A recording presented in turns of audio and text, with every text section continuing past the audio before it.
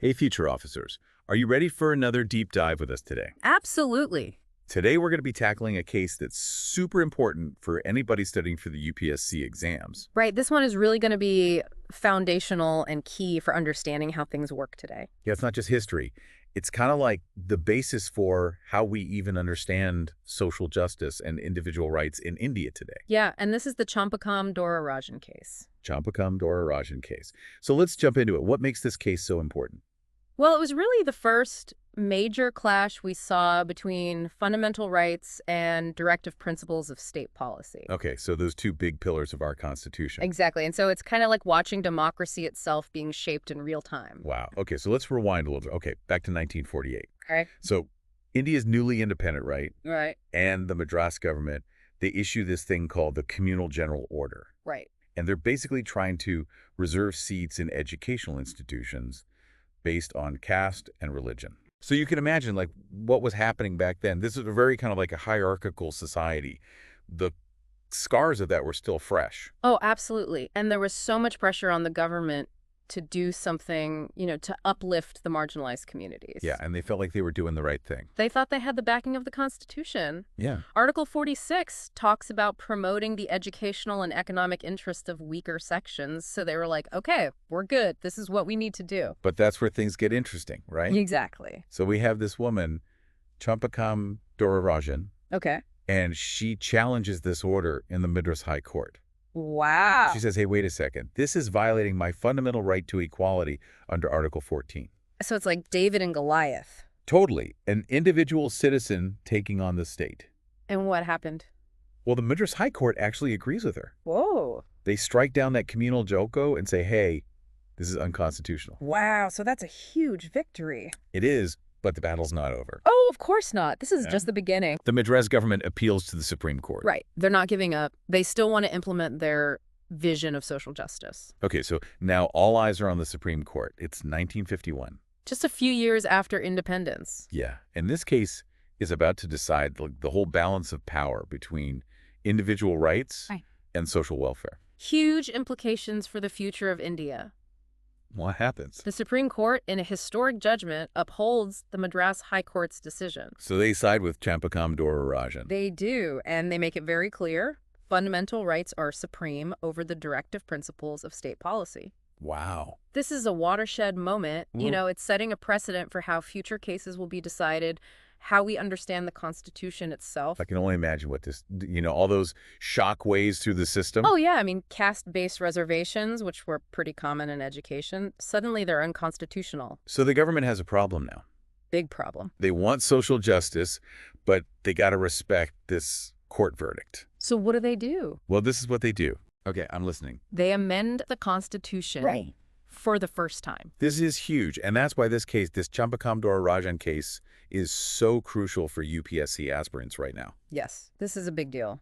The First Amendment comes in as a direct consequence of this case, and it introduced Article 15(4), which allows for reservations for socially and educationally backward classes, scheduled castes, and scheduled tribes in those educational institutions. Okay, so that's how they fixed the problem. It was a brilliant move. They acknowledged those fundamental rights, but they also made a way for affirmative action. So they're balancing it all out, trying to make sure there's equality for everybody, but also, recognizing that we need to uplift people who haven't had the same opportunities. It's about creating a level playing field, recognizing that historical disadvantage. Yeah, and this is the beauty of our Indian Constitution. What is it? It's a living document. It's constantly changing. It adapts. It's not set in stone. It evolves. Exactly. And it's adapting to these societal needs and these judicial pronouncements. So fascinating to see how it's all interconnected. It really is. What's fascinating about this case?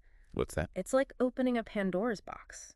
Oh, how so? It sets the stage for all these other judgments that are grappling with this same question. The whole fundamental rights versus directive principles thing. Exactly. It's this back and forth trying to figure out how they work together. Yeah. And remember, this is all happening during a really intense time, right? Oh, absolutely. India's figuring things out. The Constitution is brand new. And the courts are trying to figure out, okay, what are the boundaries? What can we do? What can't we do? So much at stake. And then, boom, we get the Golaknath case in 1967. Oh, yeah, this one's a big one. The Supreme Court basically drops a bomb. They say Parliament can't amend fundamental rights at all. Wait, what? Yeah, you heard that right. So they can change other parts of the Constitution, but not fundamental rights. Nope, those are off limits. Wow, that's a huge statement. It really is, and it sparked a lot of debate. Because on the one hand, you're protecting individual liberties from the government overreach. Right. But then on the other hand, some people are saying, hey, this makes the Constitution way too rigid. Like, can't keep up with the times. Exactly. How do we adapt to new challenges if we can't even touch the fundamental rights? And that's where the Kesavananda Bharati case comes in, right? 1973, this is a game changer, one of the most important cases in Indian legal history. Okay, so for our listeners who are studying for the UPSC, this is something you got to know inside and out. Yeah, this one's crucial. What was it about? Well, it was a complex case. I bet. Lots of different arguments, but basically they were trying to find a middle ground. Oh, so it's like they're saying fundamental rights are important, but maybe they're not completely untouchable? You got it. And this is where the basic structure doctrine comes in. Ah, yes. I was wondering when we'd get to that. Everybody's favorite. This is one of those concepts that UPSC aspirants, they always get tripped up on. It's tricky, but we're going to break it down. Okay, good, because I need a refresher too. So imagine the Constitution as a building. Okay, I'm picturing it. It's got a foundation pillars, Yeah. a roof, right? Yeah, the central parts. And those are the things that define its shape and function, the Right. basic structure. So the basic structure doctrine is basically saying you can renovate the building, you can maybe change the paint, add some windows. But you can't mess with the foundation. You can't knock down those pillars. Exactly. So things like democracy, the right to equality, that's all part of the basic structure. Precisely. And that includes this balance between fundamental rights and directive principles. Oh, so they're saying both are important. They're both part of that foundation. Yeah, you can't just throw one out completely. It's like they're both essential for that building to stand. Right. It needs both to function properly and then to solidify this whole idea of balance. We get the Minerva Mills case. Oh, yeah, 1980. What did that one say? Basically, it reaffirmed that you can't use directive principles to completely override those fundamental rights. They're saying they're important guideposts, but they can't be used as an excuse to trample on individual rights. Exactly. It reinforced this idea of harmonious construction. So everything has to work together. Right. You have to interpret the different parts of the Constitution in a way that they make sense together. Okay, so we have all these cases, each one building on the one before it. It's like a conversation unfolding over time. And for our UPSC folks out there, this is pure gold. It shows you how the Constitution is alive. It's dynamic. Yeah, it's constantly evolving. It's responding to new situations. And it's not just about legal technicalities. It's about understanding the underlying principles, the arguments, the context. You have to see how these cases reflect what's happening in India. The debates about social justice, individual liberty, the role of the state.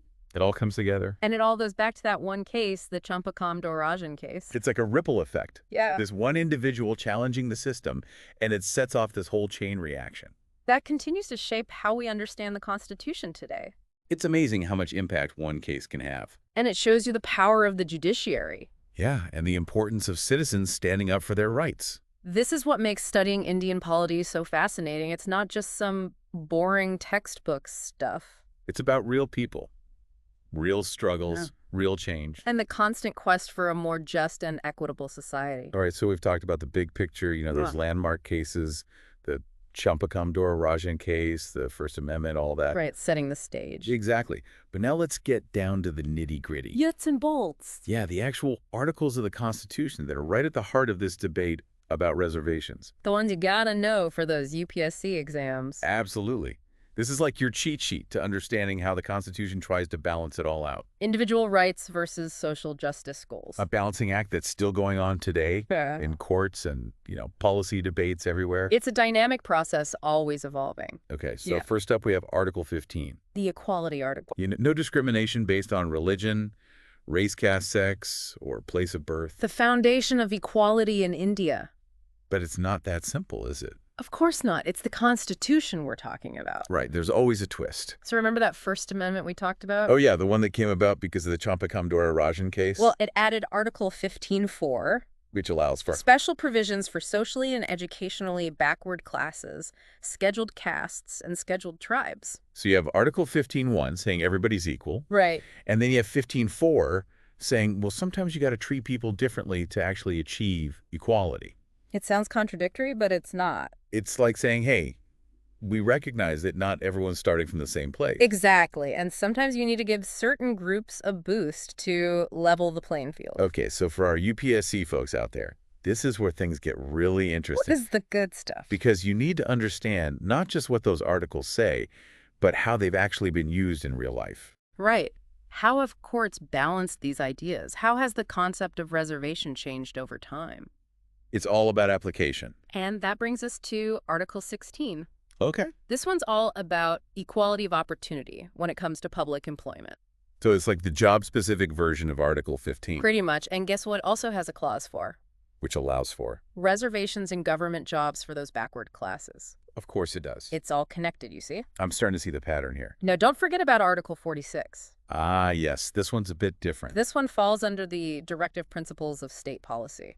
So it's not directly enforceable by courts, but it's still important. Right, it's like a guiding principle for the government. It's telling them what they should be aiming to. Exactly. And Article 46 specifically says the state should promote the educational and economic interests of those scheduled castes, scheduled tribes, and other weaker sections. It's like a moral compass. Guiding the government towards social justice. Yeah, it's saying, hey, this isn't just a legal thing, it's the right thing to do.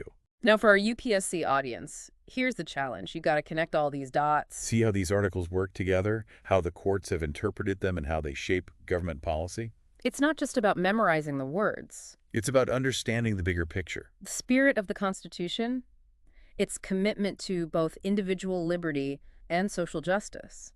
It's a tough balancing act. And the Champakam Dorairajan case really highlights all of that. Yeah, it's not just some old case. It's a living legacy that's still shaping our debates today.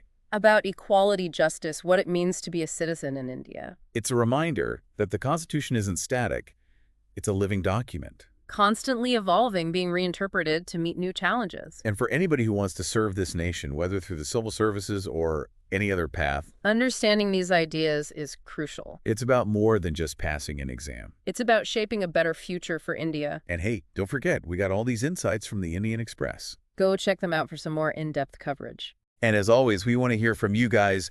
Leave your thoughts, your questions in the comments below. And hit that like button, subscribe for more deep dives. We're here every week breaking down the topics that matter for your UPSC journey. So keep learning, keep questioning, and keep those UPSC dreams alive. We'll see you next time.